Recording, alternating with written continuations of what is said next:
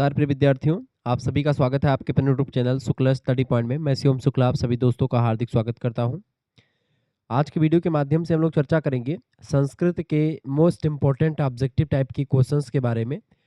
चौधरी चरण सिंह मेरठ विश्वविद्यालय हो या फिर अदर विश्वविद्यालयों का माइनर पेपर हो, या फिर आपका अभी तो खैर डीडीयू का पेपर हो चुका है, या कुछ ऐसे विश्वविद्यालय थे महाराजा सुहेलदेव आजमगढ़ विश्वविद्यालय जिनका परीक्षा ऑब्जेक्टिव हो रहा था, उन सभी का पेपर हो चुका है।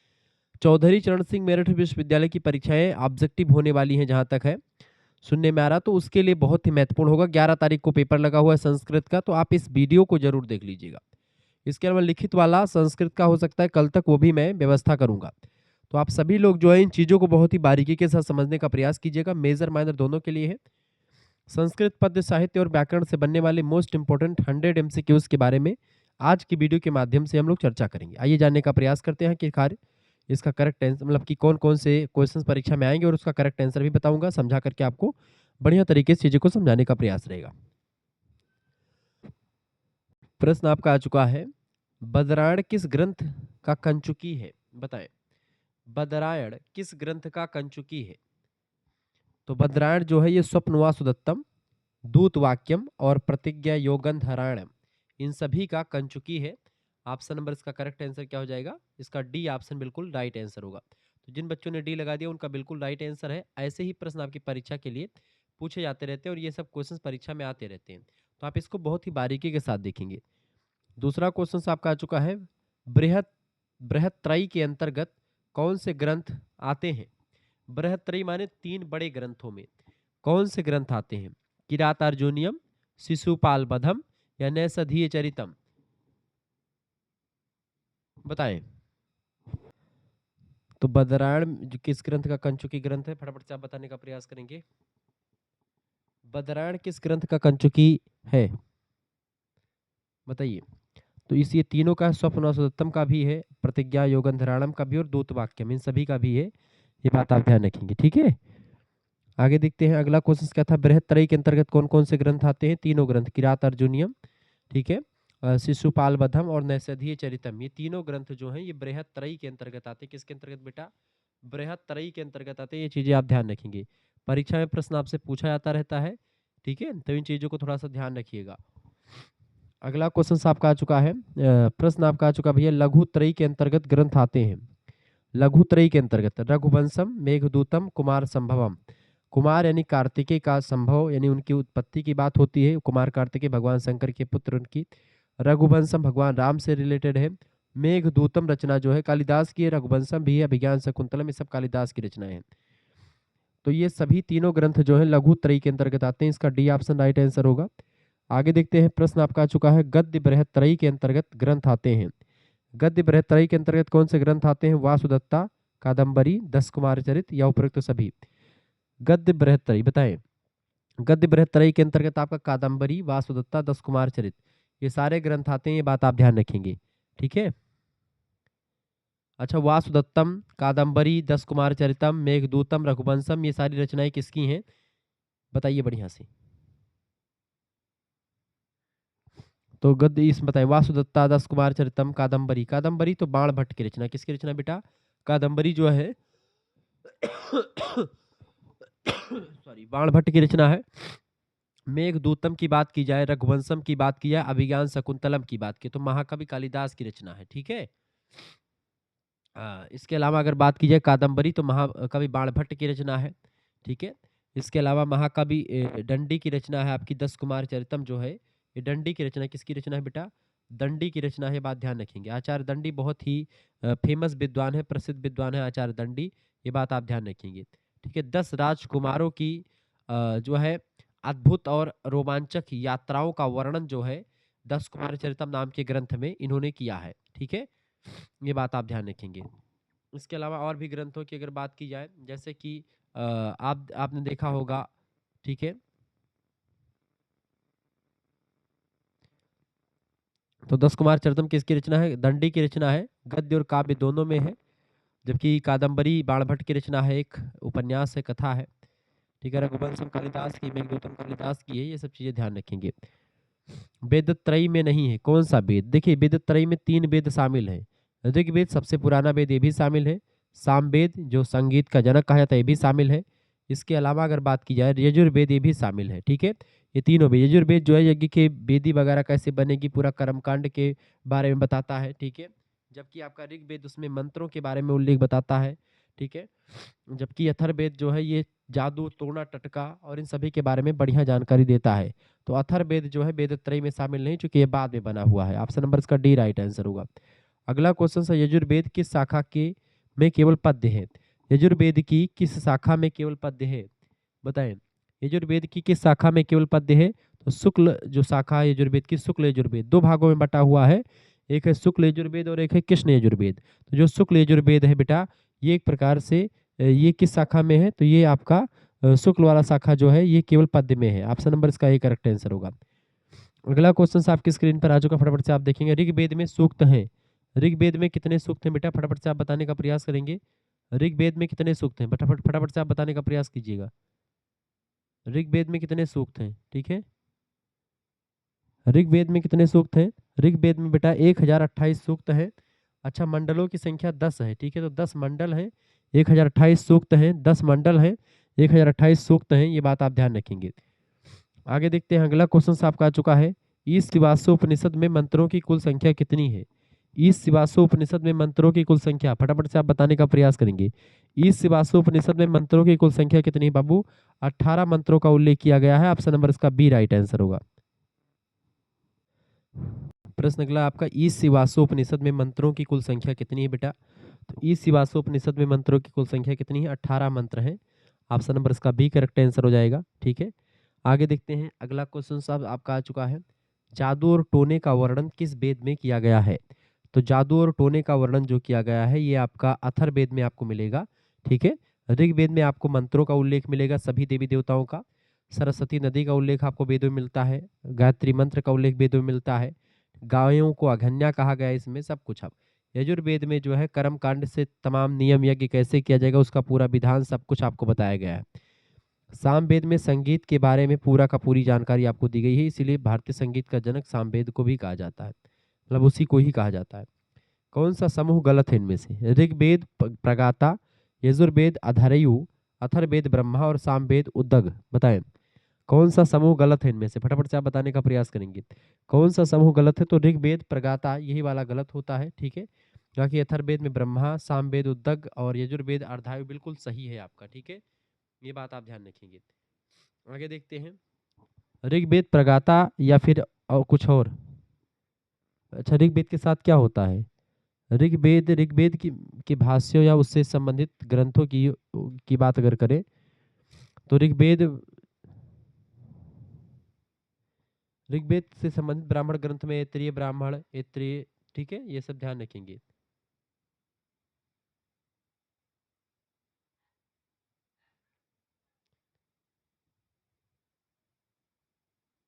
आगे देखते हैं, अगला क्वेश्चन आपका आ चुका है। आयुर्वेद की बृहत्त्रयी में शामिल नहीं है। आयुर्वेद की बृहत्त्रयी में धन्वंतरी, सुश्रुत, चरक या बागमर क्या कौन शामिल नहीं है? तो इसमें आपके धन्वंतरी नहीं शामिल है आयुर्वेद की बृहत्त्रयी में। आयुर्वेद की बृहत्त्रयी में आपके सुश्रुत, चरक और बागसर ये शामिल है, ठीक है, बागमर ये तीनों शामिल है, धन्वंतरी नहीं शामिल है। ऋग्वेद में कितने मंत्र हैं? ऋग्वेद में मंत्रों की कुल संख्या की अगर बात करें बेटा तो ऋग्वेद में 10,580 मंत्र हैं। Option number A correct answer हो जाएगा। सूक्तों की बात की तो 1028 सूक्त है, मंडल की तो 10 मंडल है, ठीक है। आगे देखते हैं, यज्ञों में अशुद्धि निवारण का कार्य कौन करता है? यज्ञों में अशुद्धि निवारण का कार्य कौन करता है? तो ब्रह्मा करता है। ऑप्शन नंबर इसका डी करेक्ट आंसर हो जाएगा। अगला क्वेश्चन आपका आ चुका, कनौ संहिता में शुक्ल यजुर्वेद में कितने अध्याय हैं, बताएं। कनौ संहिता में फटाफट से आप बताने का प्रयास करेंगे। कनौ संहिता में शुक्ल यजुर्वेद में कितने अध्याय हैं? तो 40 अध्याय हैं। ऑप्शन नंबर इसका ए करेक्ट आंसर होगा। कनिष्क का समकालीन था, कनिष्क का समकालीन कौन था बेटा? चरक जो था कनिष्क का समकालीन हुआ करता था, इसका ए ऑप्शन राइट आंसर होगा। अगला क्वेश्चन आप देखेंगे, सामवेद के अनुसार तानों की संख्या, सामवेद के अनुसार तानों की संख्या 49 बताई गई है, ए ऑप्शन इसका राइट आंसर होगा। चूंकि संगीत शास्त्र में संगीत शास्त्र का जनक है सामवेद, तो उसमें तान, लय, छंद सब बताया गया है। प्रापाठकों का विभाजन किस वेद का होता है? प्रापाठकों का विभाजन किस वेद का है? तो सामवेद का, ए ऑप्शन। वैदिक शब्दों का निर्वचन करने वाला क्या वेदांग निरुक्त कहलाता है। ऑप्शन नंबर इसका बी करेक्ट आंसर होगा। आगे बढ़ते और भी चीजों को जानने का प्रयास करते हैं। अगला क्वेश्चन आपका आ चुका, कालिदास के नाटकों की संख्या कितनी है बेटा, बताएं। कालिदास के नाटकों की संख्या की अगर बात की जाए तो कालिदास के बहुत सारे नाटक हैं। उनमें से वैसे नाटकों में बात की कालिदास के तो कितने नाटक हैं, 3 नाटक हैं कालिदास के, ठीक है। कालिदास के 3 नाटक जो है बहुत ही फेमस नाटक है, ठीक है, ये बात आप ध्यान रखेंगे। और अच्छा, कौन कौन से नाटक हैं कालिदास के, कौन कौन से नाटक हैं बताइए। कालिदास के नाटकों की संख्या कितनी है, 3 कालिदास के नाटक हैं। पहला नाटक है अभिज्ञान शकुंतलम, दूसरा नाटक है आपका विक्रमोर्वशीयम, और तीसरा नाटक है बेटा मालविकाग्निमित्रम। तो अभिज्ञान शकुंतलम जो है ये राजा दुष्यंत और ऋषिकनों की पालित पुत्री हैं शकुंतला, उनके प्रेम विवाह और पुनर्मिलन की पूरी कहानी है। कनौ ऋषि ने इनको पाला था शकुंतला को, क्योंकि ये उनकी पुत्री नहीं थी, ये विश्वामित्र और उर्वशी नाम की एक अप्सरा हुआ करती थी, उन्हीं की पुत्री थी मेरे हिसाब से, जहाँ तक मुझे लगता है। अप्सरा का नाम शायद सटीक ना हो, लेकिन उर्वशी ही थी, उर्वशी ने मेनका शायद थी, ठीक है, ये बात आप ध्यान रखेंगे। कुल 7 अंकों का नाटक है अभिज्ञान शकुंतलम। महिष दुर्वासा का श्राप और राजा के द्वारा दी गई अंगूठी का खो जाना इस नाटक के मुख्य मोड़ है। जर्मन कवि गेटे ने इस नाटक की बड़ी प्रशंसा करी है, ठीक है। दूसरा नाटक इनका है विक्रमोर्वशीयम। विक्रमोर्वशीयम की बात की जाए तो इसमें पुरुरवा एक चंद्रवंशी राजा है और उर्वशी एक अप्सरा है, उनकी अलौकिक प्रेम कहानी के बारे में बताया गया है। चूँकि उर्वशी जो है वो एक अप्सरा है, वो स्वर्ग की शोभा बढ़ाती हैं, लेकिन उनकी सुंदरता इतनी है कि वो जब राजा पुरुरवा देखते हैं तो एकदम मंत्रमुग्ध हो जाते हैं। और राजा पुरुरवा के पास इतना साहस है, इतना शौर्य है कि उस पर उर्वशी जो होती हैं एकदम से मोह जाती हैं। उर्वशी उनके सौंदर्य पर नहीं बल्कि उनके शौर्य पर मोह जाती हैं।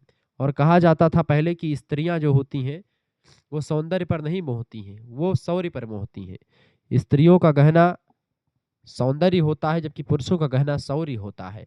अगर पुरुष बलवान ना हो, पुरुष के पास शक्ति ना हो, तो वो पुरुष किसी काम का नहीं होता है। इसीलिए पुरुष को हमेशा शौर्य के पीछे जाना चाहिए, सौंदर्य के पीछे नहीं। क्योंकि पुरुष का गहना सौंदर्य नहीं बल्कि शौर्य होता है, पराक्रम होता है।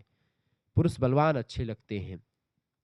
आजकल के पुरुषों के जैसा नहीं कि भाई हाँ एकदम से गहना वहना पहन के निकल जाते हैं एकदम से मेकअप करके, ठीक है, वो अलग बात है। तो ये था विक्रमोर्वशीयम। विक्रमोर्वशीयम नाटक में पूरा का पूरा वही है, ठीक है।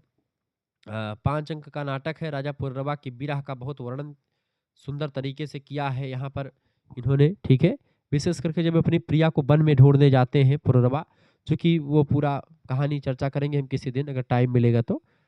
और तीसरी रचना इनकी मालविकाग्निमित्रम जो नाटक है। मालविकाग्निमित्रम की बात की जाए तो एक ऐतिहासिक नाटक है जिसमें विदिशा के राजा अग्निमित्र और उनकी सेविका है जो वास्तव में एक राजकुमारी हुआ करती थी, मालविका के प्रेम के बारे में है, इसीलिए इसको मालविकाग्निमित्रम कहा जाता है। 5 अंक का नाटक है ये मालविकाग्निमित्रम। राजमहल की राजनीति, नृत्य कला और ईर्ष्या का एक जबरदस्त नमूना पेश किया है इन्होंने। अभिज्ञान शकुंतलम, दुष्यंत और शकुंतला मुख्य पात्र हैं इसमें। 7 अंक का नाटक है, विश्व प्रसिद्ध नाटक है अभिज्ञान शकुंतलम, ठीक है। इसके अलावा विक्रमोर्वशीयम और वशी पुरुरवा के मुख्य पात्र हैं। 5 अंक का नाटक है। त्रोटक यानी उपरूपक है ये सब चीजें ध्यान रखेंगे। काव्येषु नाटकम रम्यम तत्र रम्या शकुंतला।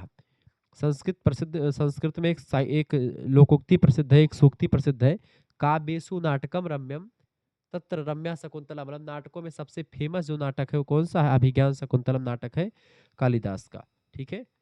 कालिदास का नाटक नहीं है इनमें से, देखिए अभिज्ञान शकुंतलम इन्हीं का नाटक है, मालविकाग्निमित्रम भी इनका नाटक है और विक्रमोर्वशीयम भी इन्हीं का नाटक है। और तीनों के बारे में मैंने आपको बताया। तो ये आपका 7 अंकों में बटा हुआ है, मालविकाग्निमित्रम 5 अंकों में और विक्रमोर्वशीयम भी 5 अंकों में बटा हुआ। बेड़ी संघारम, बेड़ी संघारम की अगर बात करें बेटा, बेड़ी संघारम क्या है, बेड़ी संघारम नाटक के बारे में बताएं। बेड़ी संघारम बताएं, फटाफट से आप बताने का प्रयास करेंगे।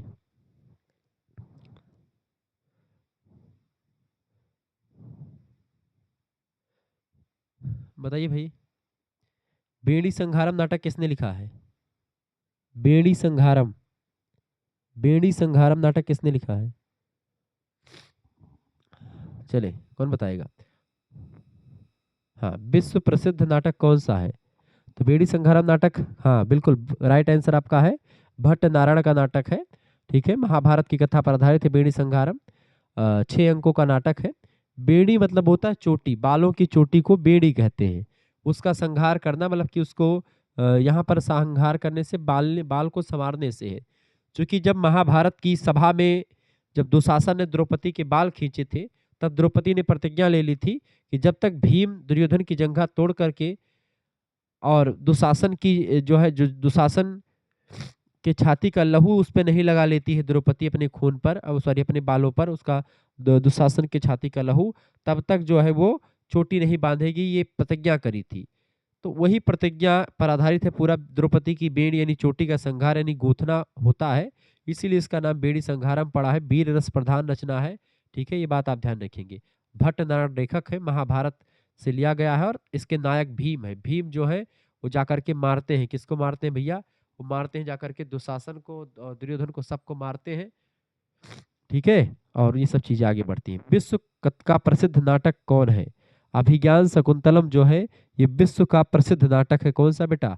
अभिज्ञान शकुंतलम विश्व का प्रसिद्ध नाटक है, ये बात आप ध्यान रखेंगे, ठीक है। कुछ और संस्कृत के अगर रचनाओं के नाम अगर आपको ध्यान रखना हो तो ध्यान रख लीजिएगा, क्योंकि परीक्षा में बहुत प्रश्न आते हैं, ठीक है। जैसे मैं आपको कुछ रचनाओं के नाम बता दूं, जैसे कि पंच महाकाव्य फेमस है संस्कृत में। कौन कौन सी चीजें? पंच महाकाव्य फेमस है संस्कृत में, पंच महाकाव्य। पंच महाकाव्य में कौन कौन सा नाम? पहला तो है आपका रघुवंशम, ठीक है। रघुवंशम नाटक जो है बेटा, रघुवंशम की अगर बात की जाए, इसमें राजा दिलीप से लेकर के भगवान राम के उनके वंश के लगभग 13 राजाओं का वर्णन किया गया है। 19 सर्गों में रघुवंशम नाम का नाटक बटा हुआ है, और मतलब नाटक नहीं महाकाव्य है। इसको लिखा किसने है? महाकवि कालिदास ने लिखा है। दूसरा जो महाकाव्य है संस्कृत सबसे फेमस, वो है कुमार संभवम, ठीक है। कुमार संभवम, कुमार संभवम, ठीक है। कुमार संभवम की अगर बात करें बेटा, कुमार संभवम की अगर बात करें तो ये जो होता है कालिदास की ही रचना है। शिव पार्वती के विवाह और उनके पुत्र कार्तिकेय यानी कुमार के जन्म की कथा है, ये बात आप ध्यान रखेंगे, ठीक है। तो कुमार संभवम किसकी है? माता शिव और पार्वती के पुत्र कुमार कार्तिकेय की उत्पत्ति की कहानी है, पूरा ताड़कासुर वाली पूरी कहानी है। तीसरा जो महाकाव्य है फेमस है संस्कृत का, उसका नाम है किरात अर्जुनियम। किरात भेषधारी भगवान जो है शंकर रहते हैं और अर्जुन तो रहते ही हैं। तो किरात अर्जुनियम जो नाटक है, इसको लिखा है महाकवि भारबी ने। किसने लिखा बेटा? महाकवि भारबी का ये महाकाव्य है। अर्जुन और भगवान शिव जो किरात भेष में है, उनके युद्ध और अर्जुन के द्वारा पाशुपत अस्त्र की प्राप्ति पर जो है रचना आधारित है। अर्थ गौरव के लिए प्रसिद्ध है ये रचना, ठीक है। भारबी अर्थ गौरव, चूंकि भारबी अर्थ गौरव में एक सूक्ति है, फेमस सूक्ति है, भारबी अर्थ गौरव के लिए जाने जाते हैं, ठीक है। और चौथा जो आपका महाकाव्य है संस्कृत सबसे फेमस महाकाव्य है, उसका नाम है शिशुपाल बधम। क्या नाम है बेटा? शिशुपाल बधम। ये सब ध्यान रखिए, परीक्षा में प्रश्न आ सकता है। शिशुपाल बधम की अगर बात करें तो ये महाकवि माघ की रचना है। शिशुपाल बधम किसकी रचना है? महाकवि माघ का वर्णन आपने पढ़ा होगा, महाकवि माघ का प्रभात वर्णन, एक रचना है हिंदी की। तो महाकवि माघ ने शिशुपाल वधम लिखा था। भगवान श्री कृष्ण शिशुपाल को मारते हैं। शिशुपाल की बात करें तो शिशुपाल उनके बुआ का लड़का या कुछ होता है, रिश्तेदार होता है, उसकी 100 गलतियां माफ करते हैं भगवान श्री कृष्ण, ठीक है। और अगली रचना है, उसका नाम है पांचवा महाकाव्य संस्कृत सबसे फेमस, नैषधीय चरितम। नैषधीय चरितम, नैषधीय चरितम की अगर बात की जाए तो इसको लिखा है श्रीहर्ष नाम के एक संस्कृत के महान विद्वान रहे हैं।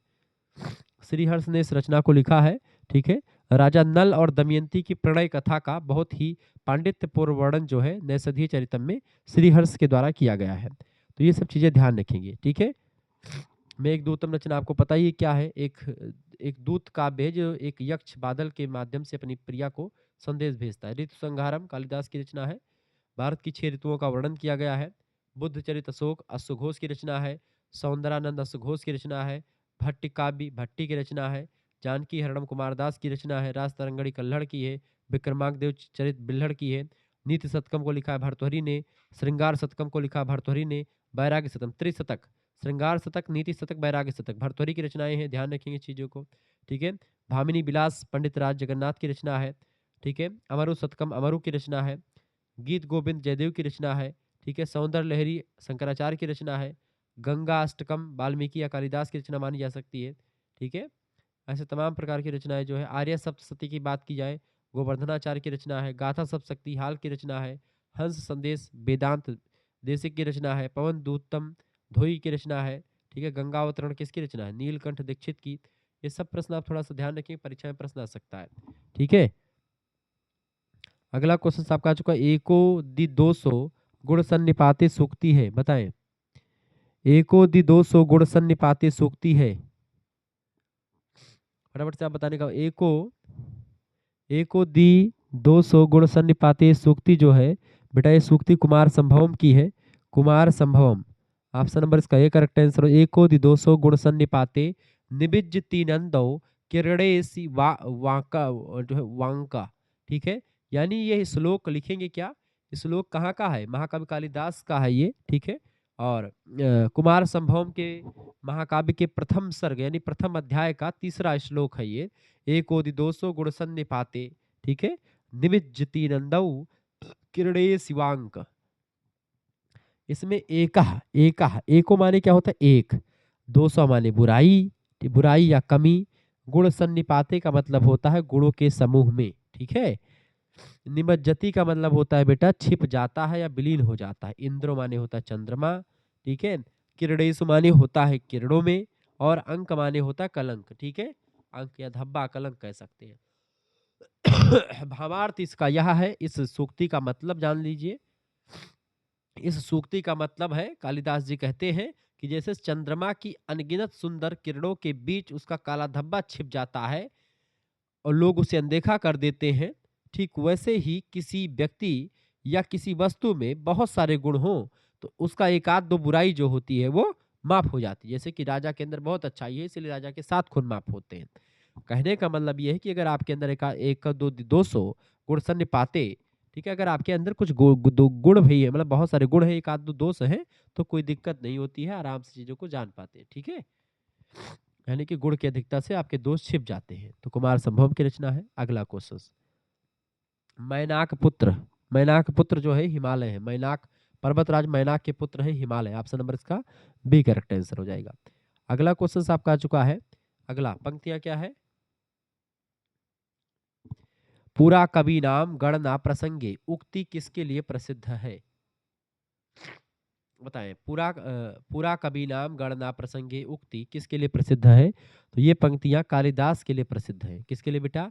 पूरा कवि नाम गणना प्रसंगे कनिष्ठ का आधिष्ट कालिदास अद्यापि तुल्य कवेर भाव दमना दानमिका सार्थवती बभूवा। ये सबसे लोकप्रिय उक्ति है। यहाँ पर शुद्ध रूप और अर्थ और विस्तार से अगर देखा जाए इसको, पूरा कवि नाम गणना प्रसंगे का मतलब होता है प्राचीन काल में जब कवियों की गणना गिनती यानी शुरू हुई, कनिष्ठ यानी कनिष्ठ का जो उंगली होती है सबसे छोटी उंगली पर कालिदास का नाम रखा गया क्योंकि गिनती छोटी उंगली से शुरू होती है। लेकिन उसके बाद कालिदास के समय तुल्य कोई दूसरा कवि उसके बाद में उनके सामने नहीं आ पाया, इसलिए कहता है पूरा कवि नाम गणना प्रसंग यानी गणना के समय में प्राचीन काल में कालिदास का नाम सबसे शुरुआती या सबसे छोटी उंगली पे रखा गया, लेकिन अब उस सबसे बड़ी उंगली पर जाकर के टिक चुकी है। ठीक है, कालिदास के समान अब कोई कवि नहीं है। ठीक है, दूसरी उंगली जिसे अनामिका कहा जाता है उसका नाम अनामिका अर्थात जिसका कोई नाम ना हो, समुच्चय सार्थक हो गया है यहाँ पर। तो भावार्थ है कि कालिदास यहाँ पर कहते हैं, मतलब कालिदास इतने महान कवि थे कि जब कवियों की गिनती शुरू हुई तो उन्हें पहले स्थान पर यानी छोटी उंगली पर रखा गया। उसके बाद कोई दूसरा ऐसा कवि मिला ही नहीं जिसे दूसरी उंगली पर रखा जा सके, इसलिए वह उंगली आज भी बिना नाम की है जिसको अनामिका कहते हैं। ठीक है, बिना नाम की उंगली को अनामिका कहा जाता है। अनामिका का अर्थ समझते हैं? आ माने नहीं, नामिका माने जिसका कोई नाम ना हो। अनामिका शब्द का मतलब होता है जिसका कोई नाम ना हो। अनामिका उंगली जो होती है कनिष्ठा के ऊपर वाली बगल वाली उंगली अनामिका कहा जाता है। मध्यमा तर्जनी सब तो नाम दिया गया अंगुष्ठा, लेकिन अनामिका नाम चूंकि बिना नाम की उंगली है उसके आगे कोई कभी आया ही नहीं इनके सामने। शुरुआत गिनती इन्हीं से हुई, इन्हीं पर सब कुछ खत्म। उपमा कालिदास से इनके बारे में फेमस है। आगे देखते हैं, अगला क्वेश्चन आपका आ चुका है। कुमार संभव में कुमार शब्द का क्या अभिप्राय है? कुमार संभव में कुमार का मतलब क्या होता है बेटा? कुमार संभव में कुमार का मतलब होता है कार्तिकेय भगवान से। ए ऑप्शन करेक्ट आंसर होगा। उपमा सम्राट किसे कहते हैं? उपमा कालिदास से, आप सभी को पता होगा। उपमा के लिए कालिदास जाने जाते हैं। ऑप्शन नंबर इसका सी करेक्ट आंसर होगा। जबकि भारवी अर्थ गौरव के लिए जाने जाते हैं। ऋतु संहारम के लेखक बताएं। ऋतु संहारम के लेखक हैं, फटाफट से आप बताएंगे। ऋतु संहारम के लेखक कौन है? ऋतु संहारम बिल्कुल कालिदास की रचना है, डी ऑप्शन। 6 ऋतुओं के बारे में बढ़िया तरीके से वर्णन किया गया है। उपमाओं के लिए विश्व प्रसिद्ध है, बताइए उपमाओं के लिए विश्व प्रसिद्ध कौन है? कालिदास, उपमा कालिदास, डी ऑप्शन। कालिदास की कीर्ति का आधार है, कालिदास की कीर्ति का आधार है Abhijnana Shakuntalam, option number D correct answer होगा। कालिदास किस धर्म के अनुयायी थे? कालिदास जो थे वो शैव धर्म के अनुयायी थे, option number A correct answer होगा, भगवान शंकर को मानते थे। कुमार संभवम के प्रारंभिक कितने सर्गों की रचना कालिदास को माना गया, कालिदास ने की, बताएं। कुमार संभवम के प्रारंभिक 8 सर्गों की रचना कालिदास ने की है, ऑप्शन नंबर इसका बी करेक्ट आंसर होगा। अगला क्वेश्चन आपका चुका, कुमार संभव की कथानक या कथा वस्तु कहाँ पर वर्णित कार्तिकेय की कथा से समानता रखती है? तो शिव पुराण और स्कंद पुराण दोनों में, ऑप्शन नंबर इसका सी करेक्ट आंसर हो जाएगा। अगला क्वेश्चन आपका आ चुका, लोप संज्ञा का विधायक सूत्र है, लोप संज्ञा का विधायक सूत्र है, बताइए। तो लोप संज्ञा का विधायक सूत्र है बेटा कौन? आदर्शनम लोपः, ऑप्शन नंबर इसका डी करेक्ट आंसर हो जाएगा, आदर्शनम लोपः। अष्टाध्यायी जो पाणिनि की रचना उसमें इसके बारे में विस्तार से बताया गया। आदर्शनम माने क्या होता है? आ माने नहीं, दर्शन माने जो दिखाई ना पड़े, जो दिखाई ना दे, श्रवण ना होना या लुप्त हो जाना को आदर्शनम कहते हैं।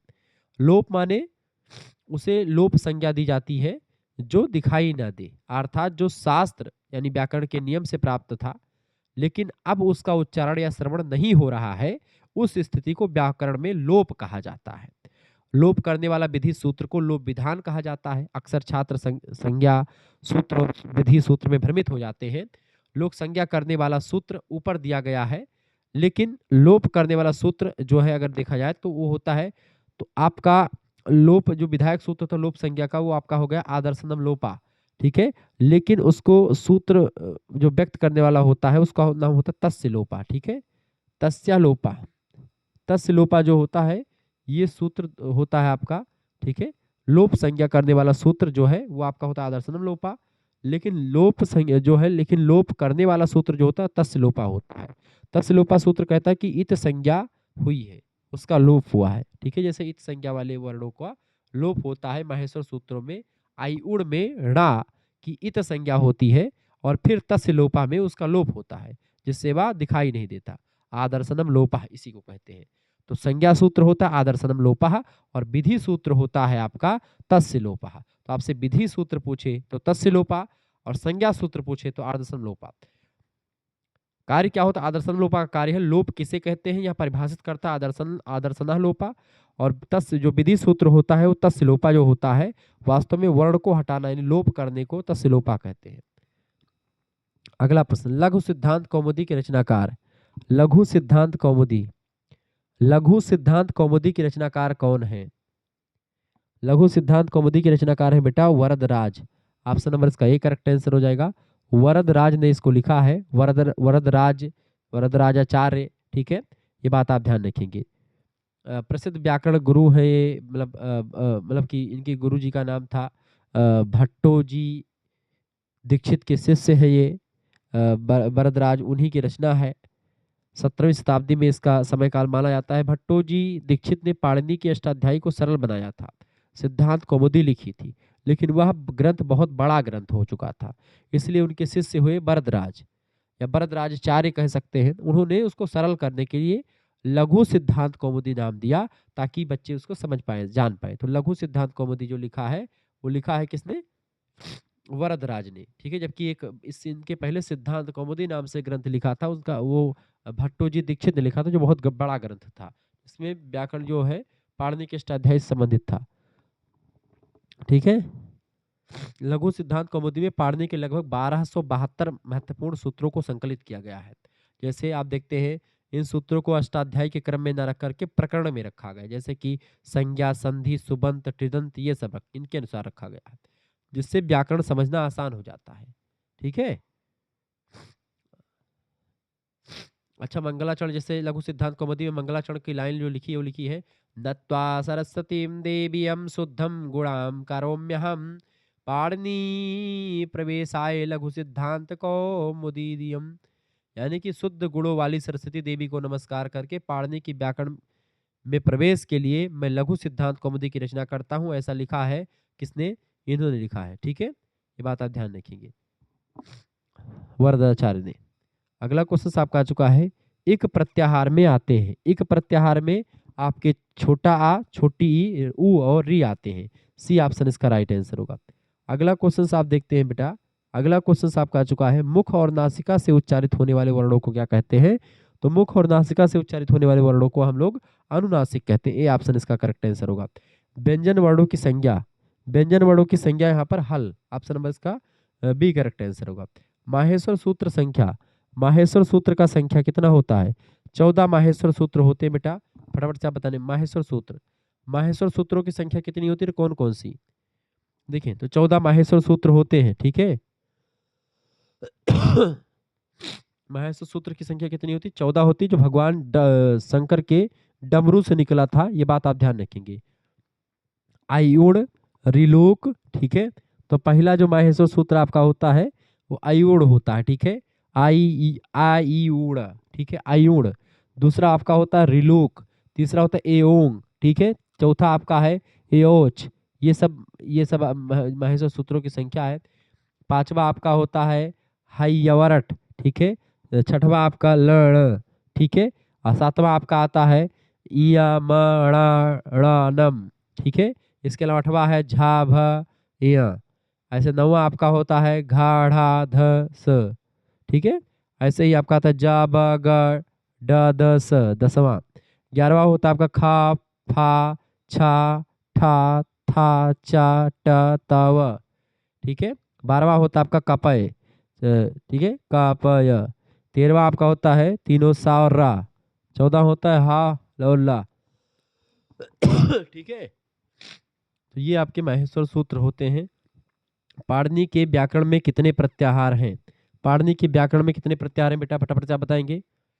पाणिनि के व्याकरण में प्रत्याहार 42 होते हैं, ऑप्शन नंबर इसका सी करेक्ट आंसर होगा। संधि में भेद नहीं है, संधि में भेद नहीं, बताएं। संधि में भेद नहीं, कौन सा? संधि में भेद नहीं है तो मुख्य संधि कोई भेद नहीं है। बाकी व्यंजन संधि, स्वर संधि, विसर्ग संधि, ये सब संधि के प्रकार हैं। अच कहे जाते हैं, बताएं। अच, अच कहे जाते हैं, स्वर को अच कहा जाता है, ऑप्शन नंबर इसका सी करेक्ट आंसर हो जाएगा। आगे देखते हैं, अगला क्वेश्चन आपका आ चुका, फटाफट से आप देखने का प्रयास करें। बढ़िया क्वेश्चन आपका आ चुका है। वागीसा का संधि विग्रह, वागीसा का संधि विग्रह क्या होगा, फटाफट से आप बताने का प्रयास करेंगे, बताइए। वागीसा का संधि विच्छेद या संधि विग्रह क्या होगा? तो वाक धन ईसा बराबर वागीसा, वाक धन ईस बराबर वागीसा। इसमें कौन सी संधि बेटा? ये आपका जसत्व संधि का एक प्रकार है। जसत्व संधि यानी व्यंजन संधि ही जसत्व संधि कह सकते हैं उसको, ठीक है। ये बात आप ध्यान रखेंगे, ठीक है। इसका जो संधि विधायक सूत्र है वो कौन सा आता है? झलाम जसवंते, ठीक है। जसत्व संधि का नियम यह कहता है कि यदि पद के अंत में झल प्रत्याहार का वर्ण यानी कि जैसे वर्ग का पहला, दूसरा, तीसरा या चौथा वर्ण आए, तो उसके बाद कोई स्वर या घोष आए, घोष व्यंजन आ जाए, तो वह अपने ही वर्ग के तीसरे वर्ण में बदल जाएगा। वागीसा में क्या है, यहाँ पर प्रथम शब्द आपका अंतिम वर्ण यानी का वर्ग का पहला वर्ण है, उसके बाद ई स्वर आया है। नियम के अनुसार का अपने वर्ग का वर्ग के तीसरे वर्ण यानी गा में बदल जाएगा। प्रक्रिया है वाक धन ईस बराबर वागीस, ठीक है। ऐसे वाक यानी वाणी, ईस माने स्वामी या देवता, वागीस माने तो वाणी का स्वामी यानी बृहस्पति या ब्रह्मा जी को वागीस कहा जाता है, ठीक है। ये बात आप ध्यान रखेंगे। आगे देखते हैं, अगला क्वेश्चन साहब, जैसे अजंता में कौन सा आपका पूछे जाए, तो अजंत में भी अच धन अंता बराबर अजंता, तो वहां पर चा से जा बन जाता है, ठीक है। जैसे जगत धन ईस बराबर जगदीश होता है, तो वहां पर आपका तादा में बदल जाता है। ऐसे ही आपका सुबंत, सुबंत में श्रुप धन अंत बराबर सुबंत होता है, तो वहां पर पा जो होता है बा में कन्वर्ट हो जाता है। ये सब संधि विच्छेद का नियम और जसत्व संधि में यही चीज चलता है। अगला क्वेश्चन आपका आ चुका, फटाफट से आप देखेंगे। विष्णु धन त्राता का संधि रूप क्या होगा? विष्णु धन त्राता को बोलेंगे विष्णु त्राता, ऑप्शन नंबर इसका ए करेक्ट आंसर हो जाएगा, ठीक है। विष्णु धन त्राता यानी option number A correct answer होगा। शिवो बंधा का संधि विच्छेद, बताइए शिवो बंधा का संधि विच्छेद आपका क्या हो जाएगा बेटा, फटाफट से आप बताने का प्रयास करेंगे। शिवो बंधा का संधि रूप होगा, शिवो बंधा का संधि रूप, शिव धन बंधा, बताएं। शिवा धन बंधा, शिव बंधा, शिवा धन बंधा, शिवा यहाँ पर कहीं पर दिया नहीं है। ऑप्शन नंबर ए में आपका शिवा धन बंधा आप लगा सकते हैं, ए ऑप्शन, ठीक है। शिवा धन बंधा यानी कि आपका इसका संधि विच्छेद क्या हो जाएगा, शिवो धन बंधा का आपका हो जाएगा शिवा धन बंधा, ठीक है। पहला ऑप्शन ही ज्यादा बेटर है आपका, तो पहला ऑप्शन इसका लगा दीजिएगा, शिवा धन बंधा यानी शिव बंधा, शिव बंधा। नैनम का विच्छेद बताए, नैनम, नैनम का संधि विच्छेद ने अनम, ने अनम, ऑप्शन नंबर इसका एक करेक्ट आंसर होगा। पो अनम का संधि विच्छेद क्या होगा, पो अनम का संधि विच्छेद पावनम होगा, ऑप्शन नंबर एक करेक्ट आंसर हो जाएगा। मधुधन अरी का संधि विच्छेद बताएं, बताइए फटाफट से आप बताने का प्रयास करेंगे। मधुधन अरी का संधि रूप होगा, मधुधन अरी का क्या होगा बेटा, मधुधन अरी का संधि रूप जो हो जाएगा आपका, वो हो जाएगा आपका क्या, मधुधन अरी का क्या हो जाएगा बेटा, मध्वरी, मध्वरी, मध्वरी ऑप्शन नंबर ए सी में दिया है, मध्वरी करेक्ट आंसर हो जाएगा इसका, मध्वरी इज राइट आंसर, ठीक है। इसका करेक्ट आंसर क्या हो जाएगा, सभी लोग बताने का प्रयास करेंगे। मध्वरी इसका राइट आंसर हो जाएगा, मध्वरी, सी ऑप्शन इसका करेक्ट आंसर हो जाएगा, ठीक है। Clear, clear. ये आपका यण संधि का होता है, जिसमें आपका ई जो होता है वो या बन जाता है, उ वा बन जाता है, ऋढ़ रा बन जाता है और लू ला बन जाता है, ठीक है। ये बात आप ध्यान रखेंगे। आगे देखते हैं, हरिधन सेते का संधि रूप क्या होगा, हरिधन सेते का संधि रूप होगा आपका हरि सेते, ए ऑप्शन। आकार के भेद है बताएं, आकार के भेद इनमें से कौन से होते हैं बताएं, फटाफट से आप बताने का प्रयास करेंगे। आकार के भेद हैं, आकार के भेद 12, 14, 15, 18 आकार, आकार के 18 भेद होते हैं, ये बात आप ध्यान रखिए बेटा। आकार के कितने भेद होते हैं, 18 भेद होते हैं। आकार के कितने भेद होते हैं, फटाफट से आप बताएंगे। आकार के 18 भेद होते हैं, क्लियर। कितने भेद होते हैं बेटा, 18 भेद होते हैं आकार के, ठीक है।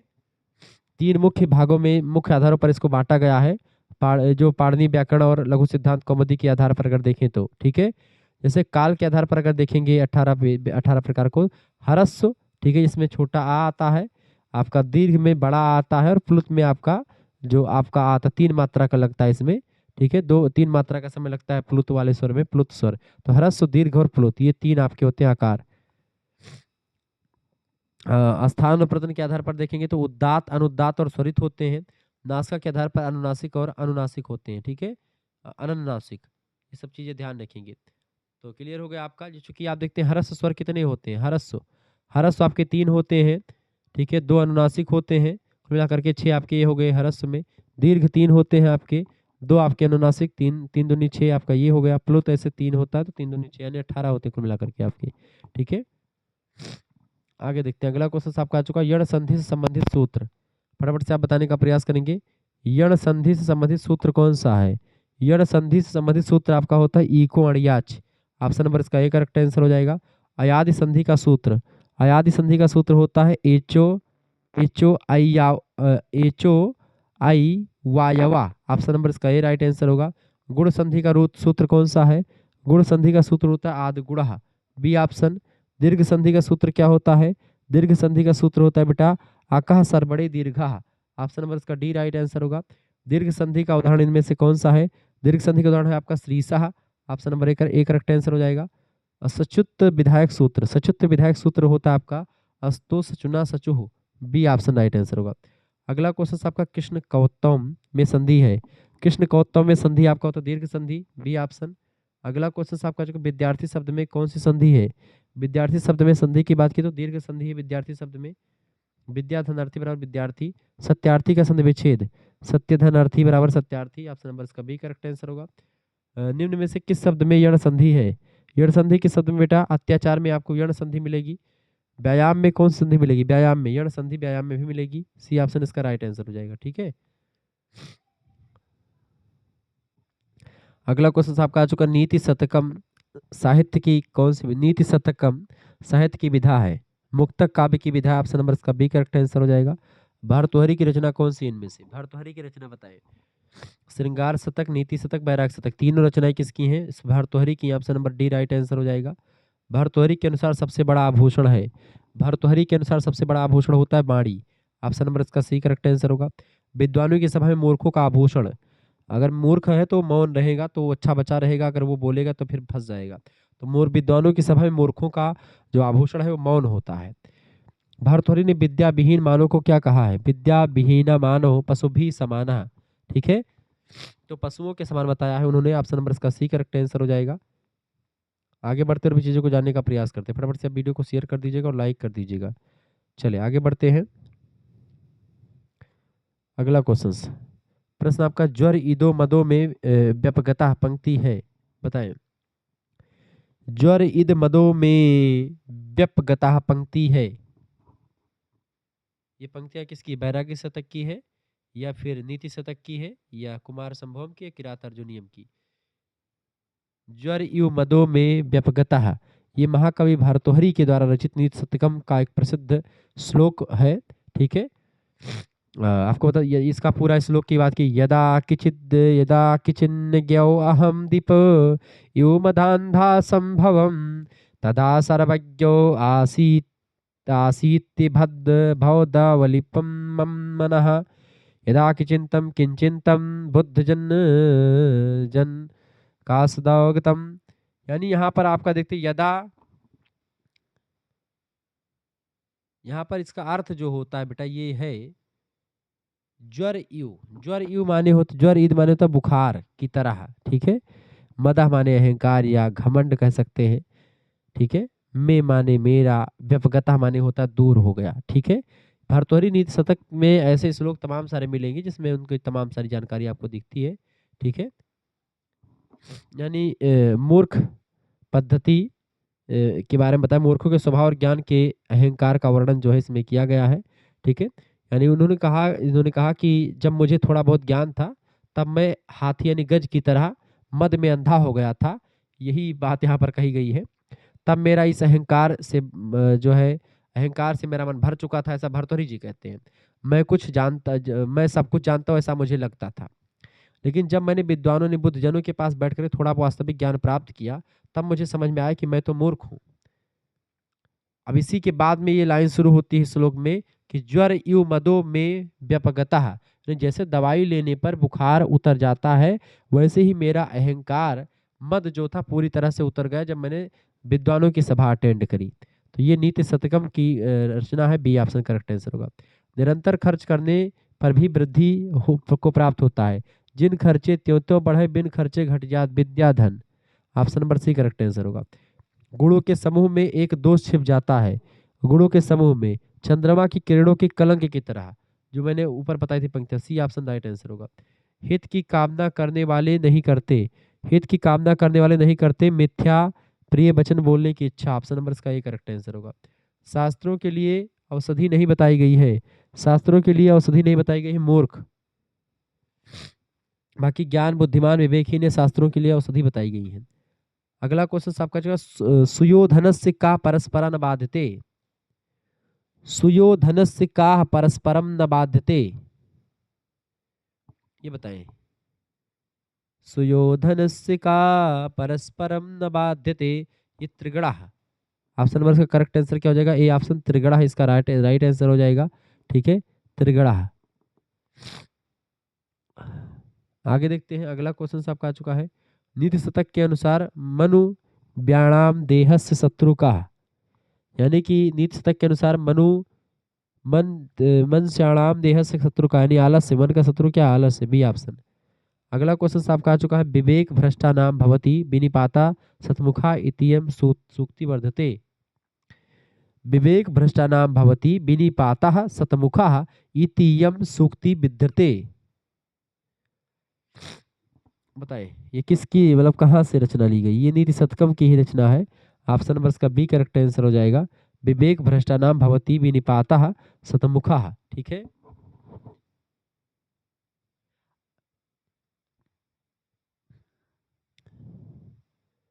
यहाँ पर सीधे सीधे बताया गया, इसका मतलब क्या होता है?